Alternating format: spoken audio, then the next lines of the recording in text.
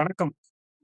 தமிழ்நாட்டு அரசியல்ல நடந்துட்டு இருக்க ஒரு அதிசயம், இல்லன்னா ஒரு புரட்சின்னு கூட சொல்லலாம். ஒட்டுமொத்த இந்தியாவையுமே திரும்பி பார்க்க வச்ச இந்த அதிசயம். தமிழக வெற்றிக் கழகத்தோட இந்த வெற்றி. இத பத்தி தான் இந்த காணொளியில பேசப் போறோம். நம்ம கூட தோழர் சிவக்குமார் இருக்காரு. வணக்கம் தோழர். வணக்கம் தோழர். இது முதல்ல நம்ம தமிழ்நாட்டு அரசியல்ல இருக்கிற பாரம்பரியமா இருக்கிற பல விஷயங்கள்ல, பல மரபுகள இது உடைச்சிருக்குன்னு தான் சொல்லணும். இந்த பெல்ட் அப்படின்னு சொல்லுவாங்கல்ல. சென்னை பெல்ட் டிஎம்கே, ஆ கொங்கு பெல்ட்னா ஏடிஎம்கே ஸ்ட்ராங் அப்படின்னு சொல்லுவாங்க. அத இது உடைச்சிருக்கு. கிட்டத்தட்ட எல்லா ஏரியாலயுமே எல்லா மாவட்டங்கள்லயுமே தமி தமிழக வெற்றிக் கழகத்துக்கு ஒரு பரவலான ஆதரவு கிடைச்சிருக்கு. அண்ட் ஈவன் சாதி வாரியான வாக்குகள் ஒரு குறிப்பிட்ட சாதியினர் இந்த கட்சிக்கு வாக்களிப்பாங்க. அப்படிங்கிற ஒரு விஷயத்தையுமே இந்த வெற்றி அப்படிங்கிறது உடைச்சிருக்கு.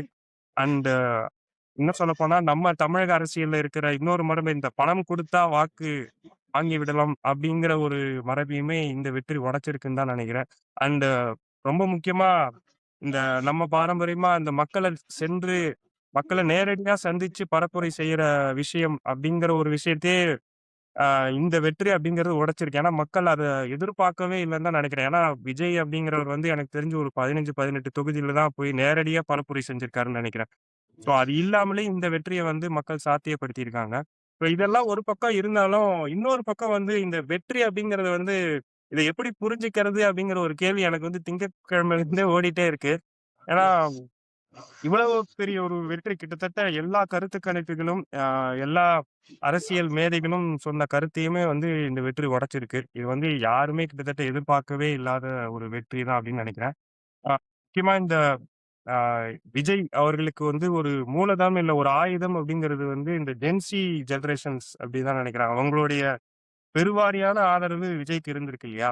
இந்த ஜென்ஸி ஜெனரேஷன் அப்படின்னு சொல்லும்போதே எனக்கு எனக்கு பர்சனலா இந்த ஜென்ஸி ஜெனரேஷன் அ அவங்கள புரிஞ்சுக்கிறதுங்கிறதே ஒரு இன்ட்ரஸ்டிங்கான விஷயம். ஒரு ஒரு சவாலான விஷயமா கூட நான் பார்ப்பேன். நான் ரொம்ப ஒரு பழைய ஜெனரேஷன்லாம் கிடையாது. அவங்களுக்கு ஒரு ஒரு ஜெனரேஷன் 2 ஜெனரேஷனுக்கு முன்னாடி 80ஸ், 90ஸ் கிட்ஸ் தான். பட் இருந்தாலுமே அவங்க சில விஷயங்கள்லாம் சில விஷயங்கள்லாம் நான் யோசிப்பேன். நம்ம ரொம்ப தயக்கப்படுற சில விஷயங்கள்லாம் ரொம்ப சாதாரணமா லெஃப்ட் ஹேண்ட்ல டீல் பண்ற மாரி அவங்க பண்ணிட்டு போவாங்க. இதெல்லாம் எப்படி அவங்க பண்றாங்க? அப்படிங்கிற ஒரு ஆச்சரியம் எனக்கு இருந்திருக்கு.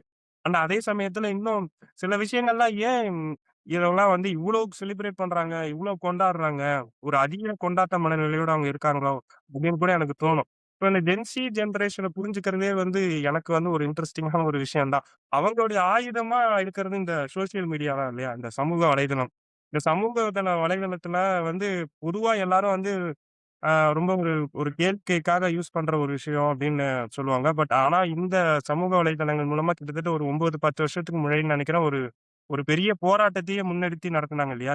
ஜல்லிக்கட்டு போராட்டம். முக்கியமா அந்த போராட்டம் ஒரு வெற்றி பெற்ற போராட்டம். ஒரு வெற்றியை நோக்கி முன்னெடுத்த ஒரு போராட்டம்.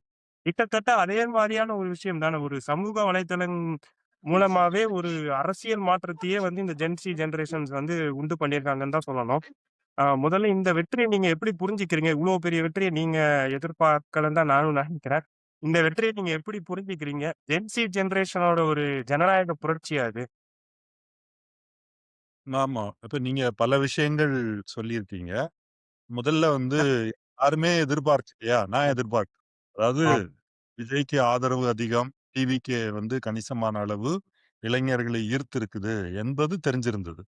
முடிவுகள் வர்றதுக்கு 2 நாள் முன்னாடி அரண்சை சேனல் பேசிய வீடியோல அத பத்தி பேசியிருந்தோம். அ ரொம்ப தமிழ்நாடு அரசியல்ல ஒரு நகர்வு நடந்திருக்கு அப்படிங்கிறது. அது உண்ம. ஆனா, இந்த ஆக்சிஸ் மை இந்தியா என்று ஒரு ஒப்பீனியன் எக்ஸிட் போல் வெளியிட்டாங்க.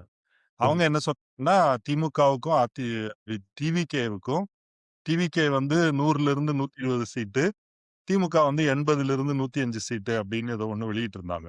எனவே அவங்க கிட்டத்தட்ட அவங்க ம். சொன்ன இது மட்டும் தான் வெற்றி அடைஞ்சிருக்கு. சொல்லுங்க.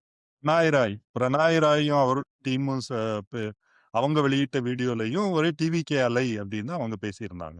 ஆனாலும் அவர் திமுக தான் ஜெயிக்கும் அப்படின்னு பிரெடிக்ட் பண்ணியிருந்தாரு. அது போக நீங்க சொன்ன மாரி அரசியல் வல்லுனர்கள் எல்லாம் தராசு ஷியாம், ஆமாம். அப்புறம் இது ராம், அப்புறம் ரங்கராஜ் பாண்டே முதற்கொண்டு ரங்கராஜ் பாண்டே ஏடிஎம்கே ஏஜி இருக்கும்னாரு. பட் எல்லாருமே இதெல்லாம் வாய்ப்பே இல்ல அப்படின்னு சொல்லியிருந்தாங்க. இத எப்படி நான் இது எப்படின்னா, நிச்சயமா இது ஒரு மிக நகர்வு. ஒரு டெக்டானிக் ஷிஃப்ட் சொல்லுவாங்க.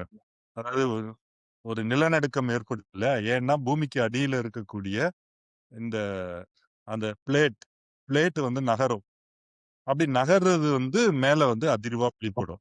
இப்ப நம்ம வந்து நிலநடுக்கம் ஏன் நடந்துச்சு அப்படிங்கிறத பார்க்கணும்னா, உள்ள என்ன மாறி இருக்குதுன்னு பார்க்கணும். இப்போ இதுக்கு முன்ன 1967 திமுக வெற்றி பெற்றது என்பது அகில இந்திய அளவுல ஒரு பெரிய அதிர்வை ஏற்படுத்திச்சு. 1952லிருந்து 57 தேர்தல், 62 தேர்தல் வரைக்கும் காங்கிரஸ் தான் நாடு முழுக்க. 67ல திமுக அத உடைச்சது. மற்ற மாநிலங்கள்லயும் சில உடைப்பு ஏற்பட்டது. திமுக முக்கியம். அதே வரிசையில 77ல எம்ஜிஆர் வெற்றி பெற்றது. அவர் திமுகவ உடைச்சு தான் அதிமுக தொடங்கினாரு. எம்ஜிஆருக்கு இதேதான். எம்ஜிஆருக்கு சின்ன பசங்க, அ அதாவது வாக்குரிமையே இல்லாத பசங்க, அவங்க தான் எம்ஜிஆருக்கு நெறைய பிரச்சாரம் பண்ணாங்க. நெறைய அவருக்காக ஓட்டு கேட்டாங்க. பெண்கள் ஓட்டு பெருமளவு விழுந்தது. ஆனா எம்ஜிஆருடைய வெற்றி முழுமையான வெற்றி. அவர் வெற்றி பெற்று தனி பெரும்பான்மையோடு ஆட்சிக்கு வந்தாரு. அதுக்கு பல காரணங்கள் இருக்கு. ஏற்கனவே திமுகல பல ஆண்டுகள் பயணிச்சிருக்காரு. திமுகவுடைய அமைப்பிலிருந்து நிறுவனத்திலிருந்து பாதி மாவட்ட செயலாளர்கிட்ட இவரு கூட வந்துட்டாங்க. இப்படி ஒரு வலுவான அரசியலோட வந்தவர். விஜய் வந்து அப்படி ஒரு தமிழ்நாடு முழுக்க நீங்க சொல்லும்போது சொன்னீங்க அப்படி இல்ல. எல்லா மாவட்டங்களில் டிவிக்கே வெற்றி பெறவில்லை. ம். கன்னியாகுமரி மாவட்டத்துல ஒரு ஆமா. தொகுதி கூட போங்க. ஆனா சென்னை, செங்கல்பட்டு, காஞ்சிபுரம், திருவள்ளூர் அதுல ஒரு தொகுதி தவிர மீதி எல்லாமே ஸ்வீப். ஆமா. இங்க பொதுவா திமுக தான் அதிகமா ஜெயிக்கும். நான் அந்த டேட்டாலாம் எடுத்து வச்சிருக்கேன். இப்ப நம்பர் பார்த்தோம் அப்படின்னா, தாவேகாவுக்கு 1,01,72,00,000 வாக்குகள். 34.92%. திமுகவுக்கு 1,19,00,000 வாக்குகள். அப்போ 2 பேருக்கும் வித்தியாசம் பார்த்தீங்கன்னா, ஒரு 50, 52,00,000 வாக்குகள் வேறுபாடு இருக்கு. அதிமுக வந்து 1,00,00,000 வாக்குகள். 1,04,00,000 21%. இது போக நாம் தமிழர், காங்கிரஸ், பாஜக இவங்கெல்லாம் ஆளுக்கு 20,00,000, 15,00,000 அப்படிதான் வாக்கு. இந்த 3 கட்சி வந்து பெரிய கட்சி. இந்த 3ல தாவேகா என்பது புத்தம் புதுசு. இதுக்கு முன்னாடி இவருக்கு அரசியல் அனுபவம் கிடையாது. அந்த கட்சியே வந்து 3 ஆண்டுகள் முன்னாடி தொடங்கினதுதான். ஆ இப்படி பார்க்கும்போது, இது ஒரு பெரிய ஒரு மாற்றம் தான். அப்போ இதுல அ தாவேக்கா எப்படி ஜெயிச்சிருக்குன்னா, சென்னை, அப்புறம் சென்னை உள்ள பக்கத்துல உள்ள மாநிலங்கள், திருப்பூர், ஈரோடு பகுதி சில பகுதிகள், கோயம்புத்தூர் பகுதி, மதுரை மாநகரம், தெற்கு மாவட்டங்கள்ல கடற்கரை பகுதி. திருநெல்வேலி மாவட்டம், தூத்துக்குடி மாவட்டம், கன்னியாகுமரி மாவட்டம் இல்ல. இது வந்து என்ன சொல்லலாம்னா, ஒரு அர்பன், செமி அர்பன். நகர்ப்புற, அரை நகர்ப்புற அலை அப்படின்னு சொல்லலாம். ஹிந்துல ஒரு ரிப்போர்ட் நான் படிச்சேன். அதுல என்ன எழுதியிருந்தாங்கன்னா, எங்கெங்க 5G பெனிட்ரேஷன் அதிகமா இருக்குதோ, ம். அங்க திராவிடைக்கு வாக்கு அதிகம்னு கூட சொல்லலாம் அப்படின்னு எழுதியிருந்தாங்க. ஜஸ்ட் ஒரு ஓகே. அதான் 5G penetration, social media use நெறைய ஒரு ஒரு ஒரு இந்த கிட் அத நீங்க என்ன சொன்னீங்க? ஜென்ஸி ஜென்சி ஜென் ஜென் ஆக்டிவா இருக்கிற பகுதி. திமுக வந்து டெல்டா மாவட்டங்கள். தஞ்சாவூர், நாகப்பட்டினம், திருவாரூர், கடலூர், ம். மயிலாடுதுறை, புதுக்கோட்டை, கரூர், சிவகங்கை இங்க எல்லாம் வந்து ஒரு ஒரு விவசாய பகுதிகள்.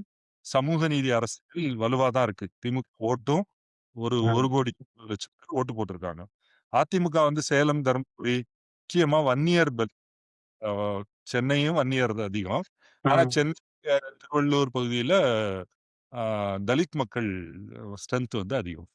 ஆனா அது போக மற்ற பகுதிகள் இருக்குல்ல, திருவண்ணாமலை, அரியலூர், தருமபுரி இங்கெல்லாம் பாமக 4 இடத்துல ஜெயிச்சிருக்காங்க. ம். அதிமுகவும் வலுவா வெற்றி பெற்றிருக்கு. எனவே சாதி ஓட்டு கொங்கு பகுதியிலயும் அதிமுக ஜெயிச்சிருக்கு. அதிமுகவும், தாவேக்காவும் சமமான அளவு. இப்ப தாவேக்காவ பொறுத்தவரைக்கும் இளைஞர்களும், பெண்களும் பெரிய அளவு வாக்களிச்சிருக்காங்க என்பது எல்லாருமே சொல்றாங்க. ம். குழந்தைகள் அம்மாவ வாக்களிக்க வச்சு வலியுறுத்துனாங்க.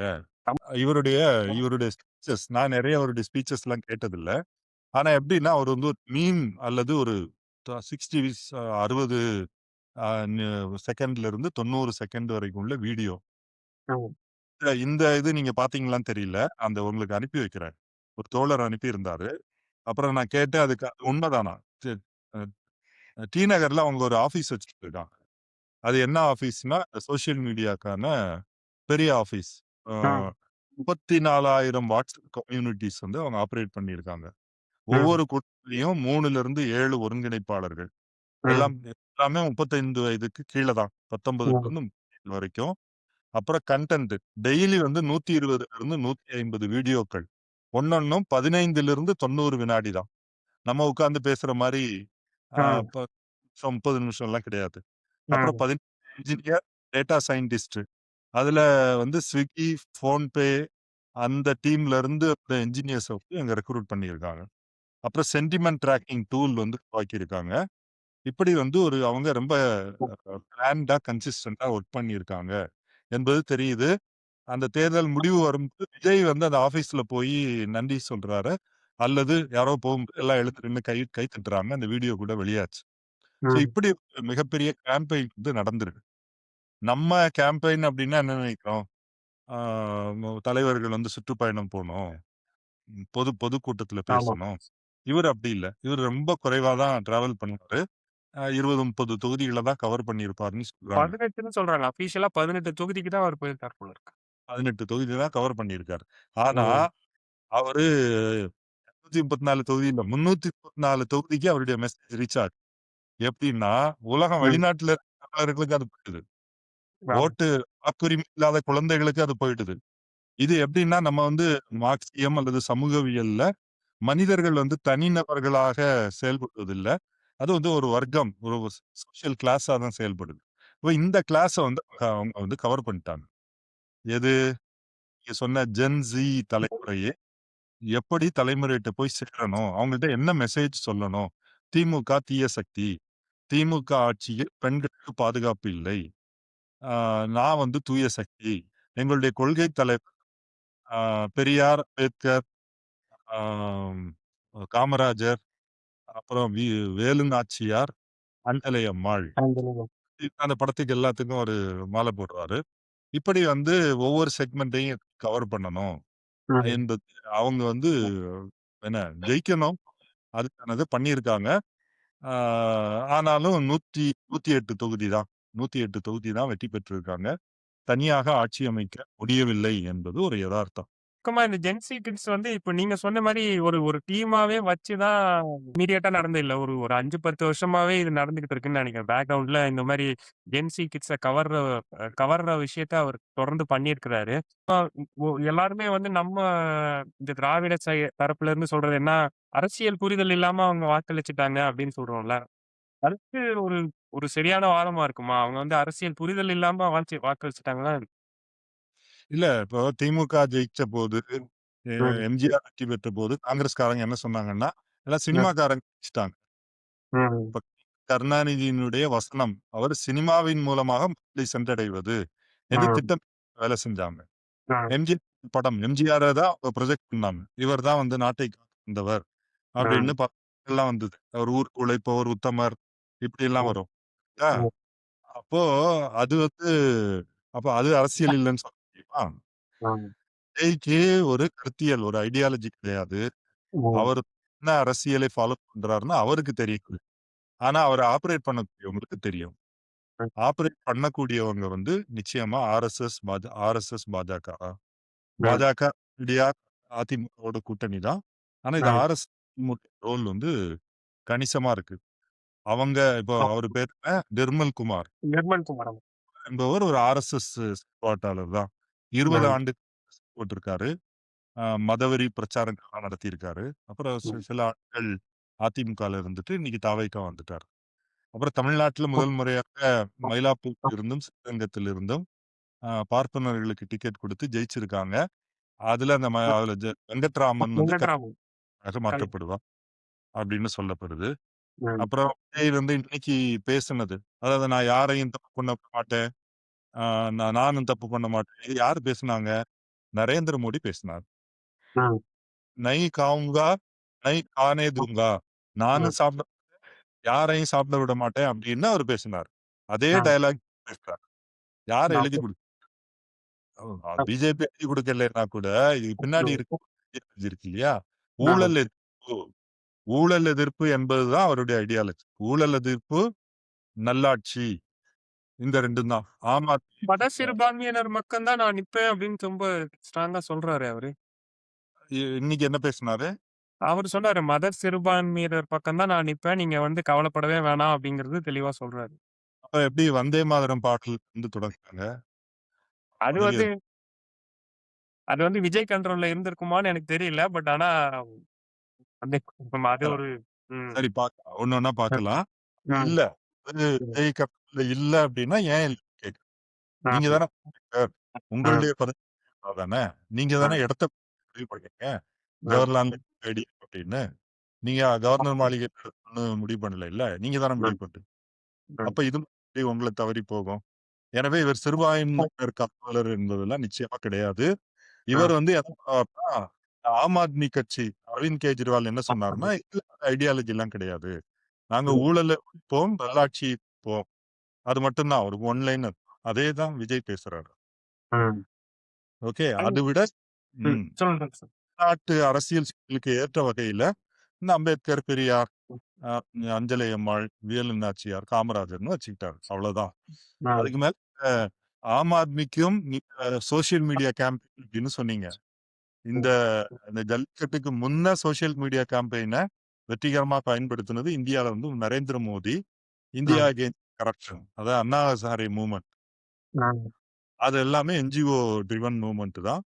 அத அதே அரசியல்ல தான் இவரு வர்றாரு. ஓகே. ஐடியாலஜி பேசணும் இல்லையா? ம். எதுவுமே நான் வந்து ஊழல் பண்ண மாட்டேன். நான் நல்லவனா இருப்பேன். அப்படிங்கிறது க அது கவர்ச்சியா தான் இருக்கும். ஆம் ம். ஆத்மி கட்சி அவர் வந்து நம்ம அரவிந்த் கெஜ்ரிவால். அவர்ட்ட ம். நீங்க வந்து இந்துக்கு விரோதியா அப்படின்னு கேட்கறாங்க. இல்லையே! அப்ப உங்களுக்கு ஹனுமான் சாலிசா தெரியுமா? மேடையிலேயே ஹனுமான் சாலிசா பாடுறார். இல்ல நானும் ம். ஒரு நல்ல ஹிந்து தான். அப்ப ம். அவரு வந்து இந்த மதச்சார்பின்மை அல்லது சிறுபான்மையினருக்கான உரிமைகளை பாதுகாப்பது என்பதுல அவரால எதுவும் பண்ண முடியாது. தான் தாம்பாளத்துல வச்சு பாஜகவுக்கு அதிகாரத்தை குடுக்கிற வேலைய தான் அவர் வந்து செய்தாரு. விஜயும் அங்க தான் வருவார். அந்த இடத்துல அவர் அந்த 10 சீட்டுக்கு ரீச் ஆவறதுக்கு முக்கிய காரணமா இருந்தது நம்ம சிபிஐ, சிபிஎம் அண்ட் விசிக தோழர்கள் தான். ஸோ அது ஏன் ஆதரிச்சாங்க அப்படிங்கிற ஒரு கேள்வியும் இருக்கு. அண்ட் ஸோ அவங்க இன்னொரு பக்கம் வந்து அவங்க ஆட்சிக்கு அவங்க கூடவே தானே நிப்பாங்க. ஸோ அந்த அளவுக்கு உங்களால வந்து ஒரு ஒரு பாஜகக்கு சப்போர்ட்டா போனா, இவங்க இவங்க சைட்ல இருந்து ஒரு எதிர்ப்பு இருக்க தானே செய்யும். அது ஒரு விதத்துல நல்லதுன்னு கூட பார்க்கலாம் இல்லையா? ஆமா. அது என்ன ம். மெக்கானிசம் உருவாக்குறாங்கன்னு பார்க்கணும். ஒரு ம். காமன் மினிமம் புரோகிராம் அப்படின்னு ஒரு ம். இது ம். இதன் அடிப்படையில் நீ ஆட்சி செய்யணும்னு சொல்லலாம். ம். ஏற்கனவே மத்தியில வந்து ஒன்றிய அரசுல ம். யுபிஏ 1 ஐக்கிய முற்போக்கு கூட்டணியின் முதல் ஆட்சி காலத்துல அ ம். 52 எம்பி வச்சிருந்தாங்க. அப்போ காமன் மினிமம் வச்சு தான் ஆட்சி நடந்தது. ஆனா, ம். வரப்பு அ அரசு எந்திரம் என்பது ரொம்ப சிக்கலானது. ஒரு ம். 35 அமைச்சர் இருக்கிறாங்க.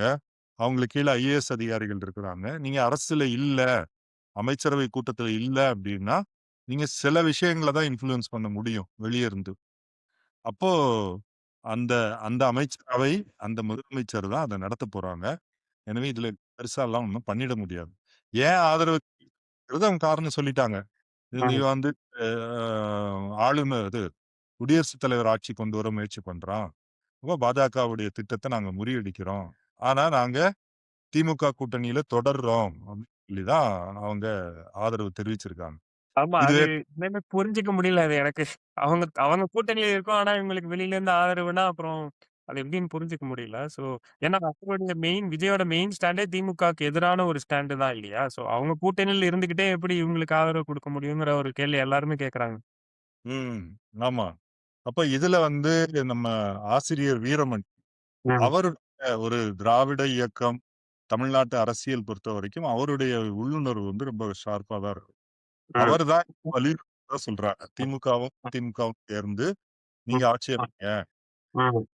இல்லைன்னா இவன் வந்து பாஜகவுடைய அ என்ன ட்ரோஜன் ஹார்ஸ் அவன் உள்ள ம். விட்டுரு. இதன் ம். மூலமா ஆர்எஸ்எஸ் வந்து தன்னுடைய அதிகாரத்தை வலுப்படுத்திக்கும் என்று தான் அவருடைய கருத்துன்னு நான் நான் நேரடியா அவருடைய அறிக்கைய படிக்கல. அது அவர் தான் அத வலியுறுத்தி இப்ப ம். திமுக இணைவதா என்று ஒரு திருச்சியாச்சு. ஏற்கனவே காங்கிரஸ் வந்து உடைச்சு போயிடுச்சு. அப்ப இவங்க அதிமுக இணைந்தாலும் பெரும்பான்மை வர்றது கஷ்டம். ம். அப்படி இப்படி ஒரு சிக்கல் இருக்கு. ஏன்னா பாமக, அப்புறம் பாஜக இவங்க எல்லாத்தையும் ஒதுக்கி வச்சுட்டோம்னா 120 தொகுதி கூட வராது. ஆ, ஒரு சிக்கல் இருக்கு. அப்ப திமுக நிச்சயமாக திராவிட அரசியல், சமூக நீதி அரசியலுக்கு இது ஒரு மிகப்பெரிய சவால் தான். ஆ, விஜய் வெற்றி என்பது ஆர்எஸ்எஸ்ஸினுடைய நீண்டகால வெற்றி, நீண்டகால திட்டத்தின் வெற்றி அப்படின்னு தான் நம்ம வந்து பார்க்க முடியும். இது ஓகே. வந்து அப்போ சிபிஐ, சிபிஎம், விசிக அதை ஆதரிப்பதும் இப்ப திருமாவளவன் வந்து சொல்லியிருக்கு. இவங்க வந்து ஆர்எஸ்எஸ் ஆளுங்க தான் எனக்கு தெரியும் ம், அப்படின்னு நேத்திக்கு பேசுனது இப்போ நிறைய வருது. ம், அப்படி பேசியிருக்காரு. அப்போ ஆர்எஸ்எஸ் ஆளு நீங்க எப்படி இது வந்து 1900 என்ன சொல்றது? பாஜகவ வளர்த்து விட்டது யாரு தோழர்? ம், பாஜக 1900 அதாவது நெருக்கடி நிலைன்னு ஒண்ணு வருது. ஆமா. நெருக்கடி நிலை செஞ்ச பிறகு ஜனதா ஆட்சியில் பாரத ஜனசங்கம் ஜனதால சேர்ந்துக்கிச்சு. ம், காங்கிரஸ் உள்ள கோஷ்டிகள் எல்லாம் மொரார்ஜி தேசாய் அவங்க எல்லாம் ஸ்தாபன காங்கிரஸ். அவங்க ம், எல்லாம் தான் ஜனதா ஆட்சி அமைக்கிறாங்க. அதற்கு லெஃப்ட் பார்ட்டிஸ் வந்து சப்போர்ட். அதுல ம், மினிஸ்டரா இந்த இன்னைக்கு பாஜக ஆளுங்க எல்லாம் இந்த வாஜ்பாயி இவங்க எல்லோரும் அதிகாரத்தில் அ, உட்கார்ந்து அங்கிருந்து தான் பாஜகவினுடைய அதிக அதாவது ஆர்கனைசேஷனலா அரசு எந்திரத்துக்குள்ள அவங்க ஆளுங்களை நுழைக்க தொடங்குறாங்க. ம், 70 இருந்து. ம், அப்புறம் இந்திரா காந்தி 89ல மறுபடியும் விபி சிங். விபி சிங் ஆட்சியில் இருக்கும்போது ஒரு பக்கம் அத காங்கிரஸ ஆட்சிக்கு வர விடக்கூடாது அப்படின்னு சொல்லி விபி சிங்க்கு பாஜகவும் ஆதரவு, கம்யூனிஸ்ட் கட்சிகளும் ஆதரவு. திமுக உட்பட இந்த கட்சிகளும் ம், ஆதரவு. ம், அப்போ பாஜக தான் வளர்ந்ததே தவிர, நாம வந்து வளரல. ம், 96 ம 96ல என்னாச்சு? பாஜக வரக்கூடாது ம், அப்படின்னு சொல்லி காங்கிரஸ் வந்து வெளியே இருந்து இந்த இன்னொரு கூட்டணி, ஐக்கிய முன்னணின்னு ஒரு கூட்டணி இருந்தது. ம், அதுக்கு அடுத்து தேவகவுடா, குஜ்ரால்லாம் பிரதமரானார். இப்போ என்ன கம்யூனிஸ்ட் கட்சிகளை பொறுத்தவரைக்கும் நமக்கு வந்து ஒரு கோட்பாட்டு தெளிவு இல்ல. எனக்கு இதுக்கு இதுக்கு விளக்கம் வந்து யாரும் சொல்லல. அன்னைக்கு ம், காங்கிரஸ் முதன்மையா இருந்தது. ஏன்னா பெருமுதலாளிகளின் கட்சி. இன்னைக்கு பாஜக பாசிச கட்சியா மாறிடுச்சு. அது உண்மைதான். ஆமா. பெருமுதலாளி கட்சி. 2க்கும் என்ன வேறுபாடு? ம், காங்கிரஸுக்கும் பாஜகவுக்கும் என்ன வேறுபாடு? இன்னைக்கு காங்கிரஸ எப்படி நம்மால ஆதரிக்க முடியுது? ஆதரிச்சு முடியும்னா 2004ல இருந்து. ம், ஓகே. அது அது ஒரு தனி டாபிக். எனவே இப்போ ஆதரவு தெரிவித்தது என்பது தமிழ்நாட்டில ஏதோ ஒரு வகையில விஜய வந்து முதலமைச்சர் ஆக்குறது. எந்த வகையில அது முடிஞ்சிருக்கு. இன்னொன்னு என்ன சொல்றாங்கன்னா, அதிமுக வந்து ஒரு குரூப் உடைஞ்சுட்டு வந்துரும். ம், உடைச்சு விஜய சப்போர்ட் பண்ணுவாங்க. அப்போ வந்து இவங்க இவங்க தேவைப்படும். வச்சுட்டு வந்தா 35 எம்எல்ஏ வரணும். ம், 35 இதுன்னா பிரச்சனையே இல்ல. ம், தூக்கி போட்டு அவன் பாஜக விஜய் ஆட்சி வந்து ம், அது ராகுல் காந்தி வந்திருக்கு இன்னைக்கு பதவியேற்புக்கு. ஆமா. நான் பேசுறேன் இதெல்லாம் வந்து அரண்மனை சதி, அது அரண்மனை அரசு. அதாவது ஆட்சி அதிகாரத்தில் இருக்கக்கூடியவங்க என்ன டீல் போட்டுக்கிறாங்க, தலைவர்கள் என்ன பேசிக்கிறாங்க, இது வந்து மேல நடக்கக்கூடியது. இது ரொம்ப முக்கியம் தான். நம்ம தெரிஞ்சுக்கணும், பேசணும். எல்லோரும் பேசுறாங்க. ஆனால் ஒரு மார்க்சிஸ்ட்களாக நாம வந்து சமூக எதார்த்தத்த பேசணும். ம், சமூக அடிப்படையில் ஏன் வந்து இப்படி ஒரு புதிய கட்சி உருவெடுத்து வருது ம், அப்படிங்கிறத நம்ம பார்க்கணும். இப்ப ஜென்ஸி என்பது ம், முழுக்க பொதுவான ஒரு ஃபினாமினா. இந்த ஆமா. ஜென்ஸி நெருக்கடி நான் அந்த அரண்சை வீடியோல பேசியிருந்தேன். அது நேபாளம், வங்கதேசம், இலங்கை, ம், இப்ப தமிழ்நாட்டிலயும் நம்ம பார்க்கிறோம். மேற்கு வங்கம் எல்லா இடத்திலயுமே இவங்களுக்கு ஒரு மிகப்பெரிய ஒரு ஒரு ஒரு கோபம் வந்து இருக்கு. ஏன்னா அன்எம்ப்ளாய்மென்ட் வேலைவாய்ப்பு வேலையில்லாத வளர்ச்சி. ஆ த ந தமிழ்நாட்டுல வந்து 22 வயதிலிருந்து 26 வயதுக்குட்பட்ட படித்த இளைஞர்களில் 44% பேருக்கு வேலை இல்ல. மொத்தம் 66% வந்து எதுல அன்ஆர்கனைஸ்ட் செக்டார்ல செய்றாங்க. அதாவது ஆமா. ஏதாவது டெலிவரி பாய் வேலை பார்க்கிறது, இல்ல ஏதாவது கான்ட்ராக்ட் வேலைக்கு போறது, இல்ல ஏதாவது கடையில போய் வேலை செய்யறது, இப்படி வேலை செஞ்சுட்டு இருக்காங்க. பசங்க எல்லாம் படிச்சவங்க. சரி, இது ஒரு பக்கம். இத பத்தி நெறைய பேசிட்டோம். அந்த அரண்சை வீடியோல ஆமா. பார்த்திருக்கேன். ம், பேசிட்டேன். இப்போ முக்கியமா என்னன்னா, இந்த ஜென்ஸிங்கிறவங்க யாரு? ஜென்ஸி அப்டின்னா, இப்ப இந்த தேர்தல்ல ஓட்டு போட்ட முதல் முதலா ஓட்டு போட்டவருக்கு 18 வயதா இருக்கும். 18 வயது அப்படின்னா, அந்த குழந்தை 2008ல பிறந்திருக்கு. ஆமா. ம். அது போக நெறைய பசங்க. பசங்க வந்து அப்பா, அம்மாவ ஓட்டு போட வைக்கிறது. ஏன்னா, இவங்க எல்லாருமே ஒரே இடத்துல தான் இருக்காங்க. இவங்களுக்கு வர்ற ம். பிரச்சாரம் வந்து ஒரே இடத்துல இருந்து வருது. Instagram reel. அப்போ ஒரு மெசேஜ் போச்சுன்னா, இவங்க எல்லாரையும் கவர் பண்ணுது. ஓட்டு உரிமை இருக்குதா? இல்லையான்லாம் அது பார்க்கறதில்ல. அப்போ அந்த பசங்க இன்னொரு 7 வருஷம் சேர்த்துக்கங்க. ம். 18 ஆகல, 12 வயசு, 13 வயசு, 14 வயது, 2015 வரைக்கும். 2008 இருந்து 2015 வரைக்கும் பிறந்த குழந்தைகள் தான் இந்த ஜென் ஸி என்று ம். எடுத்துப்போம். ம். அதுக்கு முன்னாடி பிறந்தவங்களும் ஒரு 2000லிருந்து பிறந்த, அதுவும் 35 வயது வரைக்கும் உள்ளவங்க ஓட்டு போட்டிருக்காங்க. ம். அதான் பொதுவா சொல்றாங்க. அதுக்கு டீட்டெயில் டேட்டா வந்து வரும். குறிப்பா ஆமா. பெண்கள் அதிகமா போட்டிருக்காங்க. ஆண்கள் வந்து இந்த சின்ன பசங்க நெறைய போட்டிருக்காங்க. இவங்க யாரு? 2008 என்பது முதலாளித்துவத்தினுடைய ஒரு திருப்புமுனை, நெருக்கடி. 2008ல தான் அமெரிக்காவிலும், ஐரோப்பாவிலும் நிதி நெருக்கடி வெடிக்குது. அதன் பிறகு உலகம் வந்து மாறிடுச்சு. நம்ம ஊர்ல 2008 வரைக்கும் இல்ல 2010 வரைக்கும் சொல்லலாம். ஐடி துறையில நெறைய வேலைவாய்ப்பு வந்தது. ஐடி துறையை ஒட்டி நெறைய பேரு வேலைக்கு ஆமா. அதாவது இன்ஜினியரிங் படிச்சாலே ஐடில வேலை கிடைக்குங்கிற ஒரே காரணத்துக்காக நான் போய் படிச்சது. இருந்தது. ஆமா. 2010க்கு அப்புறம் அது மாறிடுச்சு. மாறிடுச்சு, மாறிடுச்சு. இல்ல ரெக்ரூட்மென்ட் குறைஞ்சிருச்சு. லே ஆஃப் தொடங்குனாங்க. 2015ல டிசிஎஸ் லே ஆஃப், விப் லே ஆஃப் அப்படின்னு அதாவது ஒரு 10 வருஷம், 15 வருஷம் எக்ஸ்பீரியன்ஸ் உள்ளவங்கள வேலைய விட்டு தூக்குறது அப்படிங்கிறது பண்ணாங்க. அது ஒரு அலை நடந்தது. அதை எதிர்த்து போராட்டம்னா என்ன? தொழிற்சங்கம்லாம் ஆரம்பிச்சு நாங்கலாம் வேலை செஞ்சோம். இந்த என்டிஎல்எஃப் ஐடி எம்ப்ளாயி விங் அப்படிங்கிறதுல வேலை செஞ்சோம். ம். அதன் பிறகு இப்போ இப்போ வந்து ஏஐ வந்த பிறகு கடந்த ஓராண்டாக நெறைய பேர் வந்து வேலைய விட்டு தூக்குறாங்க. ஓப்பனிங் வந்து குறைஞ்சு போயிடுச்சு. அப்ப இந்த ஜென்சி தலைமுறைக்கு வேலைவாய்ப்பு என்பது இல்ல. ம். இப்ப இந்த காலகட்டத்தில 2008ல இருந்து இன்னைக்கு வரைக்கும் என்னெல்லாம் தமிழ்நாட்டுல நடந்திருக்கு. ஒண்ணு ஈழப் பிரச்சனை. ஈழப் பிரச்சனைய வச்சு நெறைய போராட்டங்கள் நடந்தது. அந்த பாலச்சந்திரன் மாணவர் இயக்கம், அதை ஒட்டி மே 17 இயக்கம், நாம் தமிழர் கட்சி இவங்கெல்லாம் வந்து தமிழ் தமிழ் தேசியம் என்ற இதுல வளர்ந்திருக்காங்க. இன்னொன்னு ஜல்லிக்கட்டு. ஜல்லிக்கட்டு போராட்டம். நீங்க குறிப்பிட்டது போல அது ஜல்லிக்கட்டுக்கான போராட்டம் கிடையாது. ஜல்லிக்கட்டு எத்தன ஆமா, பேர் ஆமா, மெட்ராஸ்ல ஜல்லிக்கட்டுங்க என்ன தொடர்பு? ஆமா. அது வந்து ஏற்பாடு தான் அது ஜல்லிக்கட்டு. ஆமா. ஒரு வடிவம். ம். ஆமா. வடிவம் ஒரு வடிவம் ஜல்லிக்கட்டு. ஆனா ம். உள்ளுக்குள்ள இருக்க பிரச்சனை வந்து இதுதான். வேலை இல்ல. வேலைக்கு போகக்கூடியவங்களுக்கு போதுமான சம்பளம் இல்ல. அடுத்தது சம்பளம் இல்ல. அதனால பிரஷர் அதிகம். ம். வேலை நெறைய நெருக்கடி குடுப்பான் முதலாளி. வேலை நேரத்த அதிகமா நீட்டுறது. இன்னைக்கு காலையில ஒரு தோழர்ட்ட பேசிட்டு இருந்தேன். அவரு என்ன சொல்றாருன்னா, அவருக்கு வேலை இருக்கு. ஆனா ஞாயிற்றுக்கிழமை அவருக்கு கிடையாதாம். ம். ஞாயிற்றுக்கிழமைன்னா நைட்டு 1 மணிக்கு அவர் வேலைய ஆரம்பிக்கணும். அதாவது அவருக்கு 2 கிளையன்ட். யுஎஸ் ஜப்பான் கிளையன்ட்டும். யுஎஸ் ஐடிலயா? ஐடில. ஓகே. யுஎஸ் நைட் 1 மணி வரை வேலை செய்யணும். அவர் ரொம்ப சீனியர். என்னுடைய ஓகே. வயது. ம். அ யுஎஸ் கிளையன்ட்டுக்கோட நைட் 1 மணி வரை வேலை செய்யணும். அப்புறம் ம். காலையில 6, 7 ஏன்னா ஜப்பான் வந்து சீக்கிரம் தொறப்பிக்கணும் இல்லையா? 6, ம். 7 கிளையன்ட்டோட வேலை செய்யணும். ஞாயிற்றுக்கிழமை அப்டின்னா, ஏதாவது டிப்ளாய்மென்ட் ஏதாவது வருதுன்னா, நைட்டு 1 மணிக்கு தொடங்குனா, அத ம். டிப்ளாய் பகல் 1 மணி வரைக்கும் ஓடும். ம்.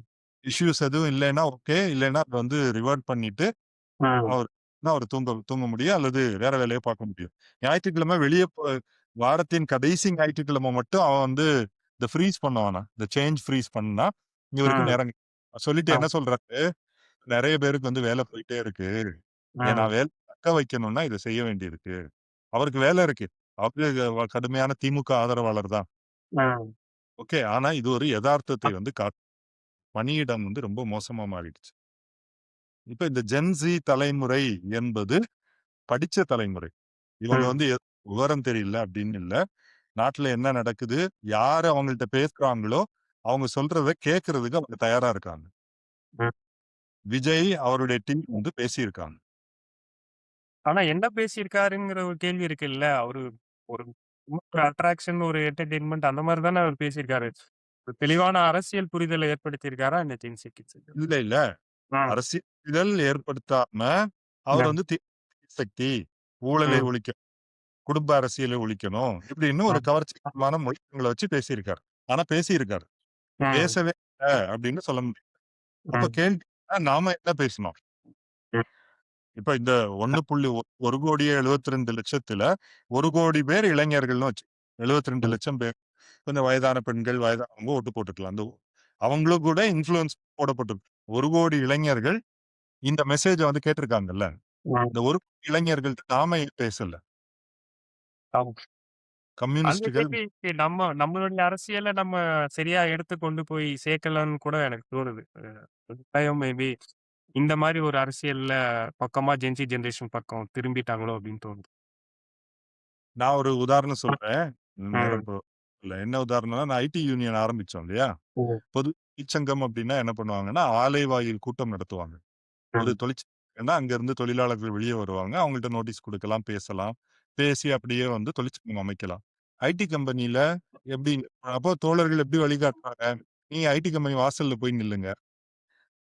ஓஎம்ஆர்ல போயிட்டு நோட்டீஸ் குடுங்க. அப்படின்னு பிரச்சாரம் பண்றோம். அதாவது பழைய தொழிற்சாலைக்கு எது பொருந்துதோ அதை இங்க பண்றோம். ம். ஆனா ஐடி கம்பெனிக்கு உள்ள இருக்கக்கூடியவங்க 100 பேர் இருந்தாங்கன்னா, வாசலுக்கு வரக்கூடியவங்க தம் அடிக்கவும், டீ குடிக்கவும் வரக்கூடிய ஒரு கேள்விப்பட் பேர் தான். மீதி யாரும் ம், வெளிய வர்றதில்ல. அவங்க வேலைக்கு வரும்போது ஆஃபீஸ் பஸ்ல வருவாங்க அல்லது ஏதாவது வண்டியில வந்து உள்ள போயிட்டு, உள்ளயே அவங்க காஃபி, டீ சாப்பாடுலாம் முடிச்சுட்டு வேலைக்கு போகும்போது திருப்பி போயிட போறாங்க. அவங்களுடைய கம்யூனிகேஷன் மீடியா என்ன? மீடியா வந்து சோசியல். இணைய வழி. இப்ப ம், நான் யூனியன் ஆரம்பிச்சு ஒரு கட்டத்துல நானும் அதுல இன்வால்வ் ஆகும்போது நான் கேட்டேன், "தோழர் நமக்கு வெப்சைட் இல்லாம எப்படி நீங்க யூனியன் நடத்துவீங்க?" ம். வெப்சைட் இது இல்ல. உடனே அதாவது ஒரு ஐடில வேலை செய்யக்கூடியவரு, இது மாரி ஒரு யூனியன், ஐடி எனக்கு ஜாப் லாஸ் அப்டின்னா நெட்ல போய் தேடுவாரு. உங்களுக்கு நெட்ல பிரசன்ஸே இல்ல. அப்புறம் தான் ஒரு ம், வெப்சைட் நடத்த தொடங்கினோம். அது ம், பழைய பாணி நடத்தணும்னு வைங்க. அப்போ ம். நாம வந்து எந்த தொழிலாளியோட எங்க போய் பேசணும் என்பது நமக்கு தெரியல. எங்களுக்கு பழகி போயிருக்குங்க. நாங்க இத்தன வருஷம் எக்ஸ்பீரியன்ஸ் இருக்கு. ஆமா. நாங்க வந்து எத்தன கூட்டம் பேசியிருக்கிறோம். எத்தனை கிராமம் கிராமமா போய் மக்களை திரட்டி இருக்கிறோம். அது உண்மதான். கிராமம் கிராமமா போய் திரட்டியது இன்னைக்கு மாறிடுச்சுல்ல. இன்னைக்கு மக்கள் ஏதாவது போராட்ட உணர்வுள்ள இளம் தலைமுறை என்பது வேற ஒரு இடத்துல இருக்கு.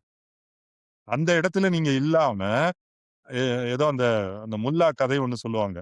இருட்டில் ஆமா. தொலைத்து விட்டு வெளிச்சத்தில் தேடுவது. வெளிச்சம் எனக்கு வெளிச்சம் இங்க தான் இருக்கு. நான் இங்க தான் ம், தேடுவேன்னா, சாவி அங்க தொலைச்சிருக்கு. நீங்க ம். அங்க போகணும். விஜய் அங்க போயிருக்காரு இல்லையா? ஆம் ஆத்மி அங்க போய் நானுமே நான் நம்மளுடைய வீடியோவுமே ஒரு 1 மணி நேரம் வீடியோ பார்க்கறத விட, நான் அதையே கட் பண்ணி சின்ன சின்ன ரீலா போட்டேன்னா, அத வந்து பல்லாயிரம் பேர் பார்ப்பாங்க. ஸோ ஆமா. இப்ப இங்க இருக்க ஜெனரேஷன்ஸ் வந்து அந்த மாரி தான் அ இருக்காங்க. ஸோ நம்ம வந்து அவங்களுடைய வடிவத்துல தான் போய் ரீச் ஆகணும். வடிவத்துல நம்முடைய அரசியல கொண்டு போணும். அரசியல கொண்டு போணும். ம், மாறி இருக்கு. நாம ம். வந்து 1964ல எழுதிய திட்டம் வந்து திட்டத்த நாங்க மாத்தவே மாட்டோம். அதுல வேணா சின்ன சின்ன கரெக்ஷன் மட்டும் போடுவோம். அப்படி இருக்க முடியாது. ம். அவர்களுக்கு அப்புறம் உலகம் மாறி இருக்கு. இந்தியாவினுடைய எதார்த்தம் ஒண்ணு இருக்கு. நீங்க சொன்ன மாரி தலித் இந்த அதாவது இது பொதுவான முதலாளித்துவ நெருக்கடி. தமிழ்நாட்டுல இது எப்படி ஆப்பரேட் ஆகுது? தமிழ்நாட்டுல அதிமுக, திமுக என்பது குறிப்பா திமுக என்பது ஒரு ஓபிசி கட்சி. அவங்களுடைய அ ஓபிசி தான் அவங்க கட்சியுடைய தலைவர்கள், பெரும்பாலான ஊழியர்கள் எல்லாம். அப்ப தலித்துகளோட அவங்களுக்கு கிரவுண்ட்ல வந்து எப்பவுமே முரண்பாடு இருந்துட்டே இருக்கு. இப்ப முதலமைச்சர் ஸ்டாலின் வந்து ஒரு ஆணவ கொலை தடுப்பு சட்டமோ, அல்லது வேங்கை வயல்ல குடிநீரில் விஷம் கலந்தது, அல்லது ஆமா. அந்த அது எந்த ஊரு? நாங்குநேரியில ஒரு பையன வந்து ஆமா. வெட்டிட்டாங்க. ம். அதுக்காக அவர் எதுவுமே பேசல. நேர்ல போய் பார்க்கவும் இல்ல. ஏன்னா போய் பார்த்தா ஓட்டு விழாது. எங்க பிசி ஓட்டு விழாது. அப்ப தலித்துகள் வந்து இதுலருந்து அந்நியப்பட தானே செய்வாங்க. ஆமா. இப்போ இது ம். சொல் சொல்லுங்க. இல்ல அதான் இப்ப இது எப்படி இந்த மாற்றம் எப்படி இது நடந்திருக்குன்னு பேசிட்டோம். பட் ஆனா இது இது எதிர்காலத்துல இது எந்த பாதையில கொண்டு போய் செல்லும்? நம்மளுடைய கடமை என்ன அடுத்த 5 வருஷத்துக்கு? அப்படிங்கிற ஒரு கேள்வியும் இருக்குல்ல. இப்போ ம் நீங்க விஜய் தெளிவா இந்துத்துவம், ஆர்எஸ்எஸ்க்கு ஆதரவா தான் இருப்பாரு அப்படின்னு சொல்றீங்க இல்லையா? ஸோ நம்மளுடைய கடமை என்ன இதுல? இல்ல நம்முடைய அப்டின்னா, நீங்களும் நானும் ஒரு ம், தனிநபரா நம்முடைய கடமை என்ன? ஒரு ம், வீடியோல பேசுறோம். அது ஒரு ம், வரம்பு இருக்கு. ம், கம்யூனிஸ்ட் கட்சிகள் இதே பாதையில் தொடர்ந்தால், தமிழ்நாட்டில் பாஜக ஆட்சிக்கு வருவதை தடுக்கவே முடியாது. ம். அப்ப அத எப்படி சொல்றீங்க நீங்க? இப்போ மேற்கு வங்காளம் எடுத்துக்க 2011ல கம்யூனிஸ்ட் கட்சி ஆட்சி தோற்கடிக்கப்பட்டது. ஆமா. 25 ஆண்டுகளா அதிகாரத்துல இருந்துட்டோம். ஓகே. அது புரிஞ்சுக்கலாம். மக்கள் ஒரு கோபத்துல ஓட்டு போட்டாங்க.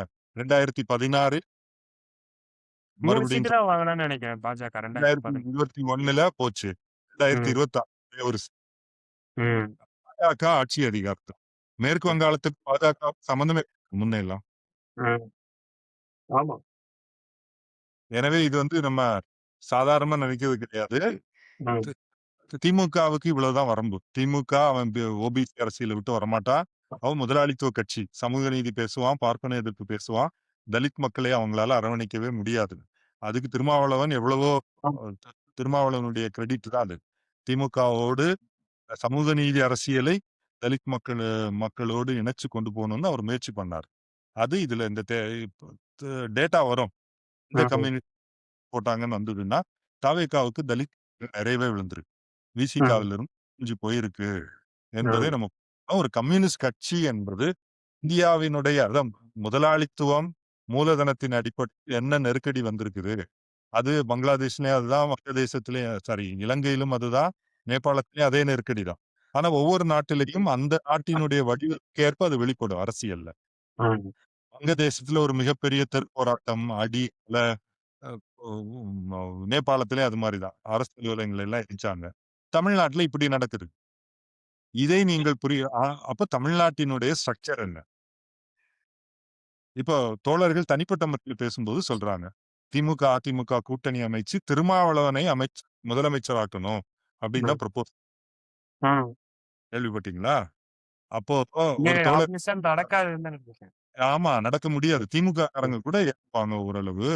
ஆமா. அதிமுக தயாராவே இல்ல. ஏனென்றா ம். ஜெயிச்ச பகுதி வந்து வன்னியர் பகுதி. ஜெயிச்ச எம்.எல்.ஏக்கள்ல பல பேரு ம். வன்னியர் பகுதியில தான் ஜெயிச்சிருக்காங்க. பாமக ஓட்டோட. இன்னொன்னு கொங்கு. கொங்கு ம். பகுதிய அவங்க ஜெயிச்சிருக்காங்க. அவங்க எப்படி ஆதரிப்பாங்க இத? உண்மையிலே திருமாவளவன் முதலமைச்சரா ஆகியிருந்தால், தமிழ்நாட்டுல ஒரு பெரிய கலவரமே வெடிச்சிருக்கும். பல பேர் வந்து பல ஆமாமா. கண்டிப்பா ஆயிரும். வீடுக்கு போயிருப்பான். ம். இது எதார்த்தம். இத வந்து நம்ம வந்து இல்ல நீங்க கட்சி திட்டமிட்டு பாருங்க. இத எங்க பேசுறோம்? இதுதான் தோழர் நம்ம முன்னாடி இருக்கக்கூடிய புதிர். ம். சமூகம் ஒரு நம்ம முன்னாடி சவால முன் வச்சிருச்சு. நாம் அதை நேருக்கு நேர் எதிர்கொண்டு, அதை ஆய்வு செய்து, அதற்கேற்ற அரசியல் செய்ய போறோமா? இல்ல நாம வந்து அதே வரட்டுத்தனத்திலேயே உட்கார்ந்திருக்க போறோமா? ம். என்பதுதான் தீர்மானிக்கும். நம்மால் முடிந்த வரைக்கும் அ நம்ம தனிப்பட்ட முறையிலேயோ அல்லது தோழர்கள் பல கட்சிகளோடு பேசியோ, நாம் வந்து அந்த வேலைய செய்வோம். நிச்சயமா அத செய்யணும். இந்த 5 வருடத்துல இந்த 2 சாய்ஸ் தான். ஒண்ணு அ தமிழ்நாட்டிலும், இந்திய அளவிலும் ஒரு கம்யூனிஸ்ட் அலை அல்லது பாஜக வந்து தமிழ்நாட்டையும் முழுங்கிய பிறகு அவ்வளவுதான். இந்தியா இந்து ராஷ்டிரம் தான். ஆமா. இன்னும் தமிழ்நாடு மட்டும் தான் பாக்கி இருந்தது. இப்ப இன்னும் 5 வருஷம் கழிச்சு இருக்குமா அப்படின்னு தெரியல. பாக்கணும். விஜய் வந்து அதுக்கு ரூட் போட்டு குடுக்குறாரு. ஓகே. நன்றி தோழா. நன்றி. நன்றி தோழர்.